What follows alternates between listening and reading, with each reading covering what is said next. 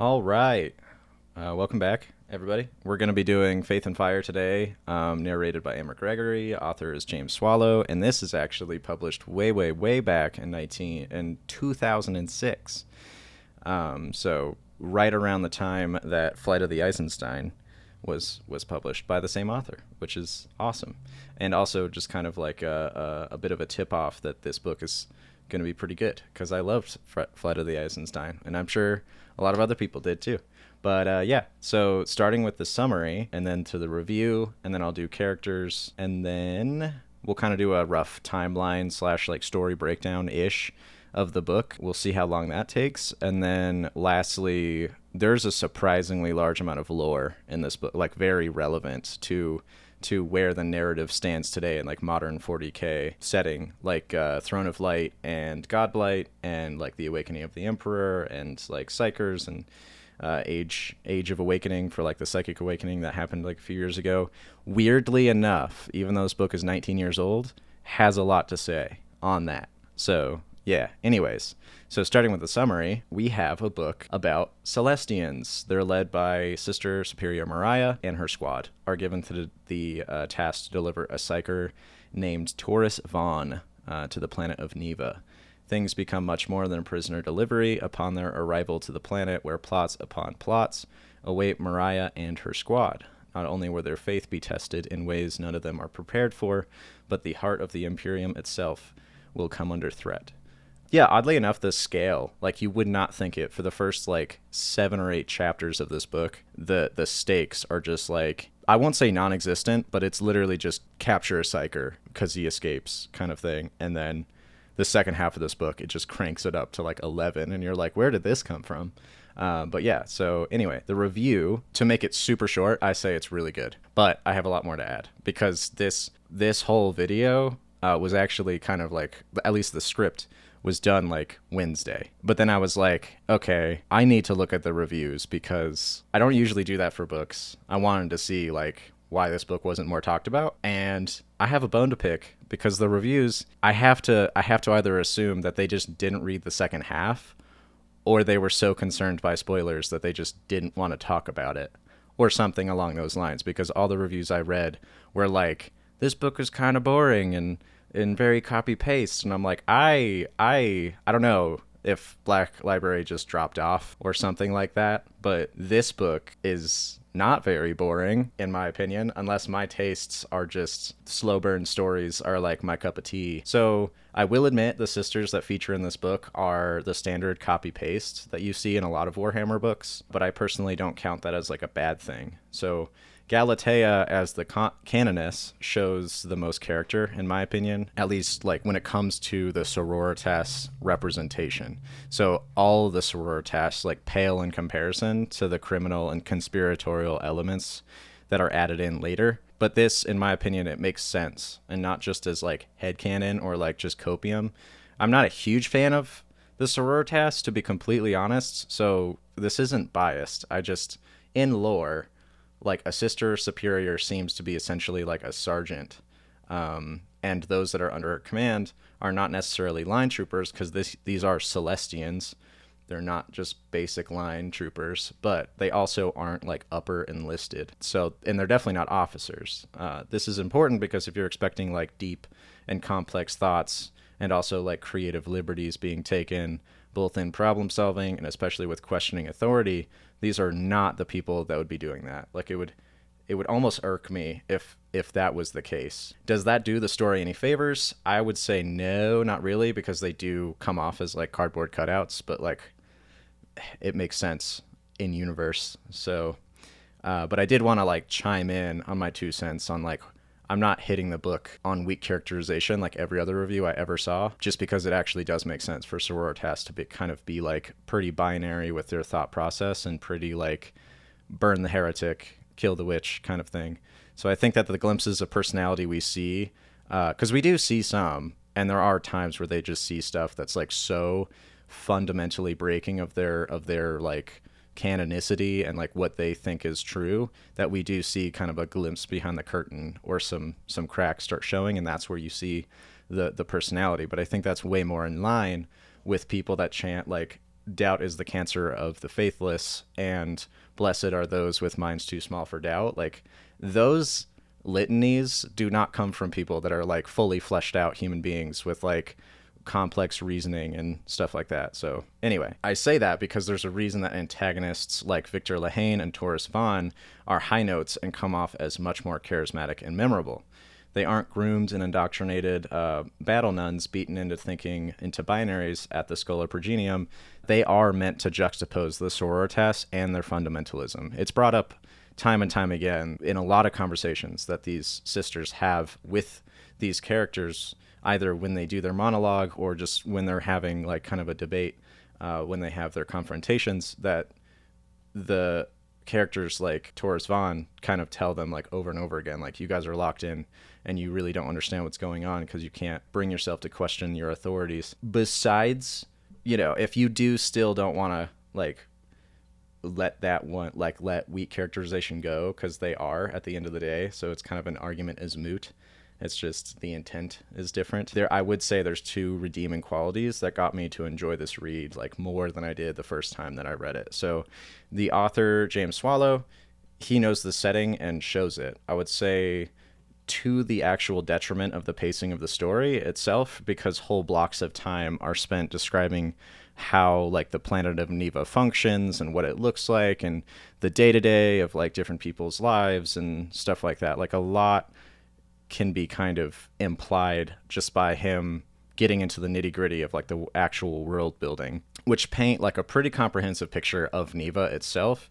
So if you're the kind of reader that doesn't get anything like out of that, then if you and I hate to do this, but if you skip to like chapter 7 or like 10 or even 13, you'll still get like plenty out of the read, because there's a bit of exposition to catch people up on all the different kind of threads that come together of all the different like conspiracy elements that they find out and stuff like that. So yeah, if you hate like the really slow world building and setting creation that some authors like to kind of get into, then skip to like chapter 7 and you'll be fine. The second good thing that I found is just like the lore in this book is surprisingly deep and it's relevant. And I'm talking about relevant with a capital R. I do not expect that from a Sisters of Battle book written 19 years ago. So if you can look past some weak characterization, awkward pacing, and some repetitive tropes, I would actually say this is a really, really good read. But yeah, that's pretty much it for my summary and review. And like the rest of this is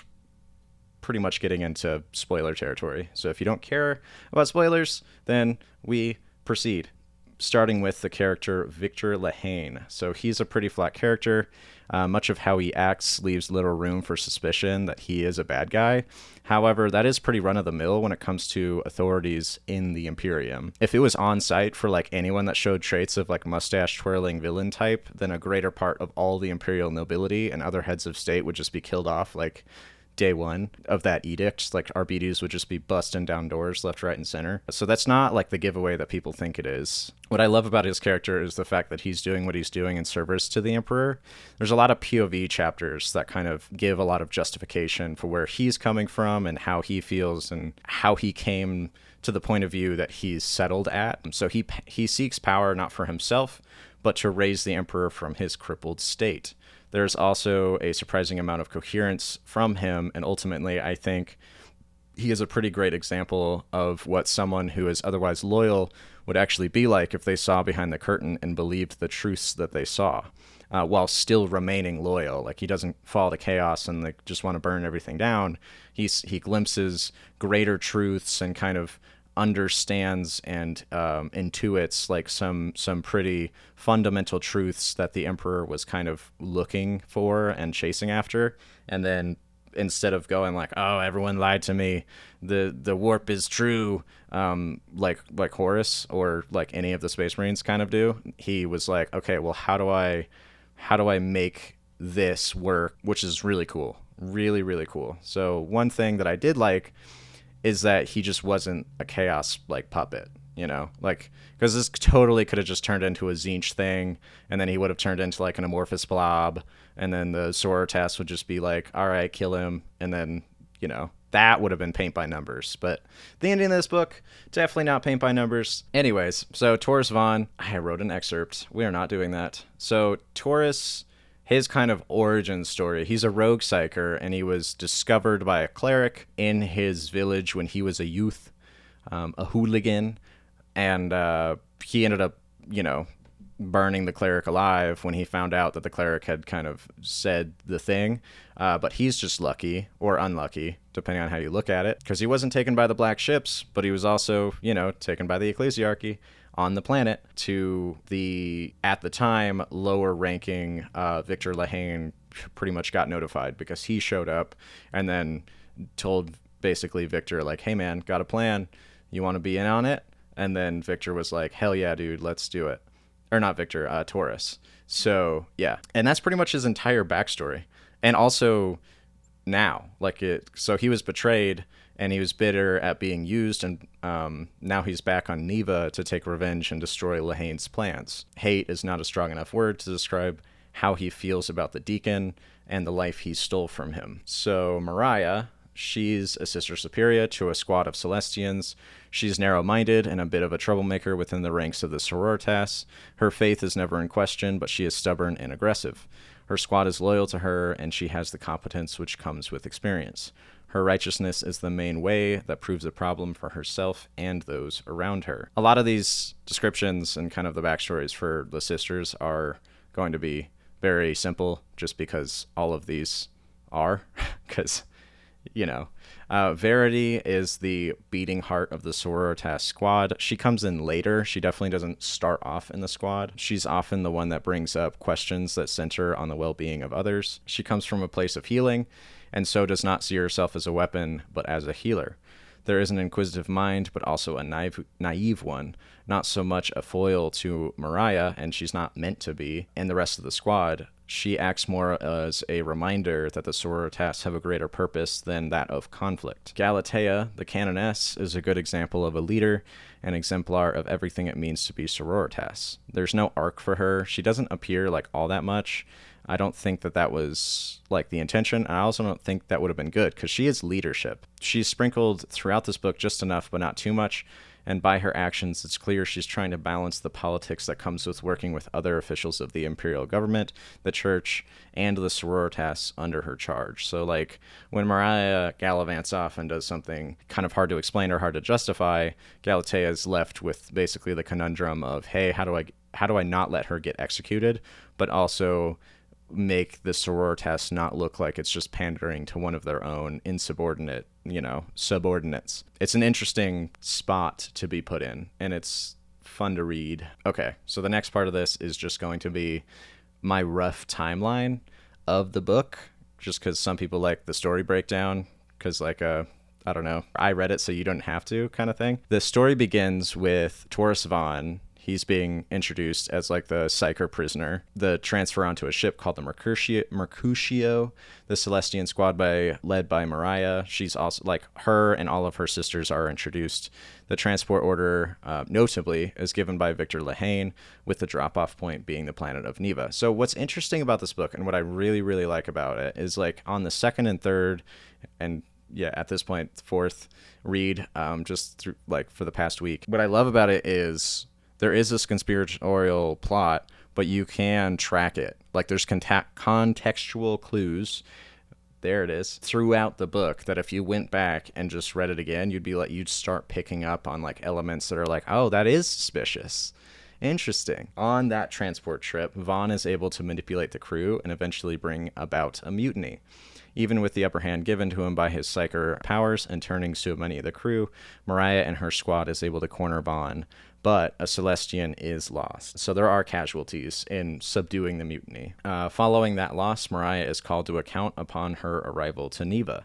In an attempt to spare the lives of her squad, Sister Iona sacrifices herself to the Repentia, in part also to repent for her failures through penitence and self-sacrifice. Canoness Galatea views Mariah as wholly responsible for the failure to basically follow through on bringing. She did get Vaughn to the planet, but she let Vaughn escape. She extends Mariah the chance to pursue Vaughn and bring him back in to bolster the missing spots of her squad, and also at the impassioned request of Sister Verity, who she meets, later after this meeting between her and the Canoness. And Verity, notably, is the sister of Lethe, the casualty on board the Mercutio. Mariah allows for Verity to join the squad, and she's also of the Order Hospitaller, so she's not of the Order of Our Martyred Lady. She is not a combatant, or at least she's not trained to be. Like, she has combat training, but she is not she is primarily a healer. And she brings, with that kind of being said, she brings morality and kind of a soul into the squad. The investigation proper starts basically once that happens. So it's a full few chapters before we even start getting into the nitty gritty of the book, which is why I said if you're not wanting the slow, just skip ahead to chapter 7. The sisters get experience what's called the Blessing of the Wound Festival. It's pretty amazing to have described, and it does a great job to visually put on display the social and societal implications the Imperial Creed has on its citizens, and how kind of zealotry can kind of impact day-to-day life. Vaughn uses the festival to make an attack on the Lunar Cathedral in order to get close to the Archdeacon Lehane. Many are caught up in the events of the attack, and the Sororitas, including those of the Celestians, kind of everybody, civilians, Sororitas included, and PDF, and also the kind of Palace Guards and Fraterus Templar, although I don't think that they're actually called Fraterus Templar in there. It's the temple/cathedral guards. They're in there. I believe in this, they're actually called cavalrymen, but ignore me. In the aftermath of the attack, Verity investigates the records of the Mercutio crew and finds out even more evidence pointing to kind of an undercurrent of conspiracy. So Verity is kind of the first one to find implications of something more going on behind the scenes and starts putting some puzzle pieces together. But it's so early that the conclusions that she does end up drawing are only the very tip of the iceberg. And it isn't until things get really, really bad that they find out even more. Asking questions and seeking answers is always dangerous, so an assassin is sent to take care of Verity at the librarium that she's finding this data at. The attempt is thwarted and ultimately unsuccessful, and evidence suggests that Baron Sharing is involved. With enough knowledge gained on what could be seen as a rebellion, or at least treason against the church, the Sororitas, ordered by Canoness Galatea, attack the city of Metis in order to bring Baron Sharing to account and answer for his heresy.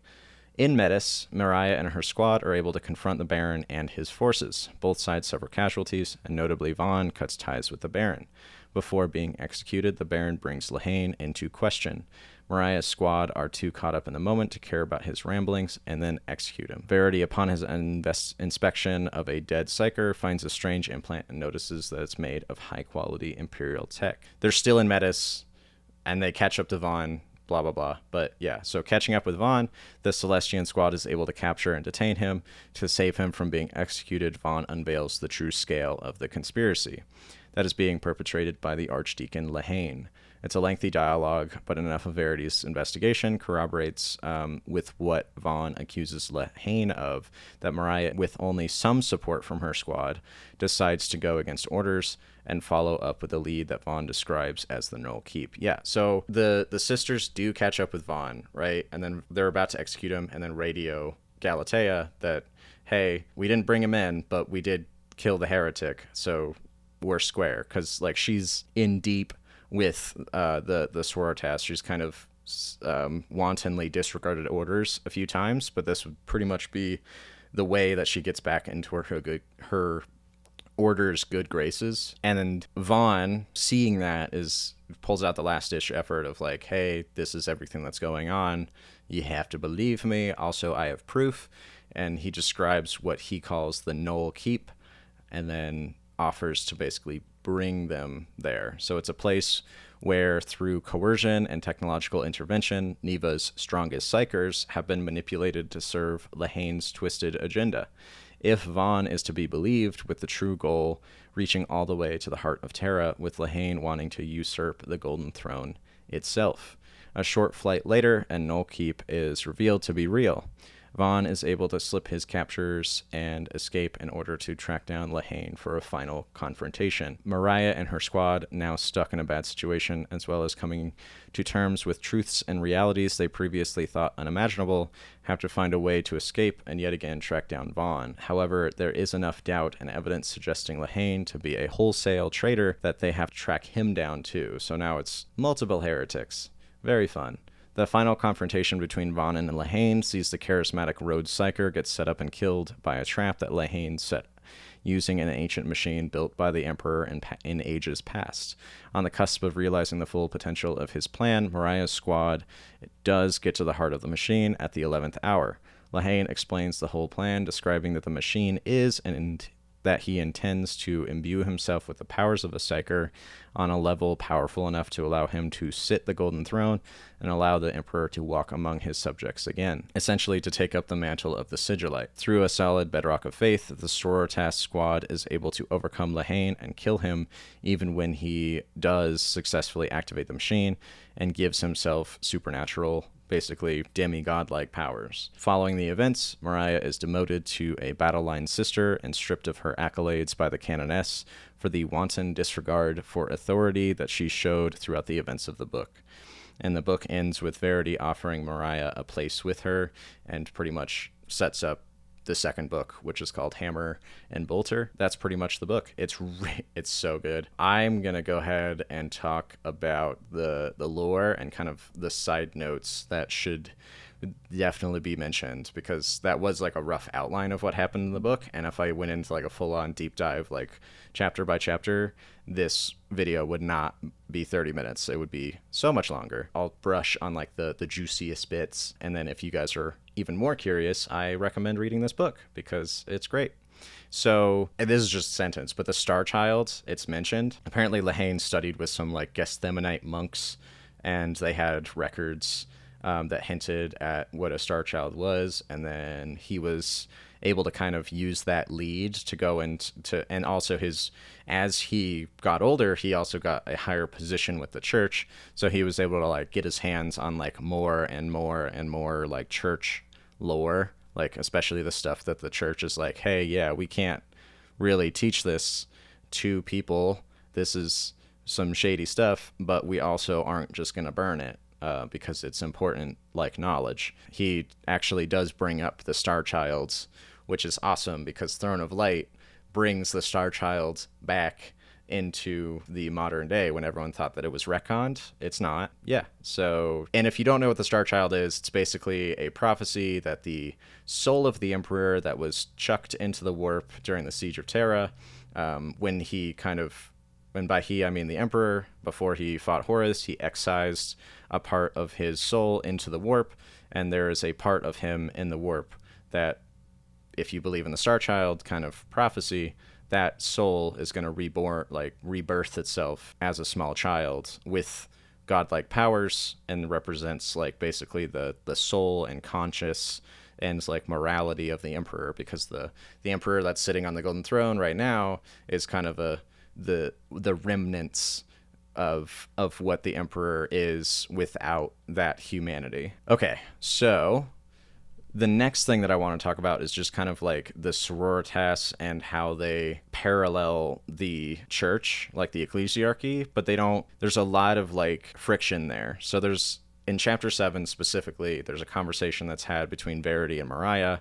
There's a lot of reflections the sisters are talking about that are very relevant to like basically what is it to be a sororitas? The contrary nature that comes about when following the Imperial Creed is a consistent balancing act, which puts a lot of strain on both in combat and outside of combat. Sororitas end up needing to police themselves and keep up a constant amount of introspection to self-evaluate, to basically understand if what they're doing aligns with the Imperium's goals, and also upholds their values and principles. So it's surprisingly complicated to be a nun with a gun. It is in the origins of what we know as the Sisters of Battle that this like watchdog sense comes into play. if it wasn't for the Reign of Blood and the founding members of the different orders that make up the Sororitas meeting with the Emperor to come to the revelations that they did, their history is all they need to look to in order for them to know that blind adherence to the Imperial Creed, while tempting, is not the role of the Sisterhood. Yeah, so to kind of expand on that, essentially, and this might be lore that you guys are just like, oh my god, we've heard this like a million times, but it's like pretty pertinent that the Sororitas are not officially part of the ecclesiarchy. They are just, brothers and sisters in faith, and that's it. In fact, the Sororitas are, if the ecclesiarchy is found wanting, the Sororitas are usually deployed in a war of faith against that, like, diocese or something. It's important to understand that the sisters are pretty much meant to watch the watchers, essentially. So something that I couldn't help but notice is how much friction there is between the ecclesiarchy and the Sororitas. They are equals, and yet there's a lot of animosity that comes with the ecclesiarchy, with those in authority treating even the canoness as almost a subordinate. Now, this could be as simple as just plain old sexism, because Imperium, it may be that, but I think it's something more. The ecclesiarchy used to have their own armies and navy. They were autonomous and could wage wars of faith at their leisure.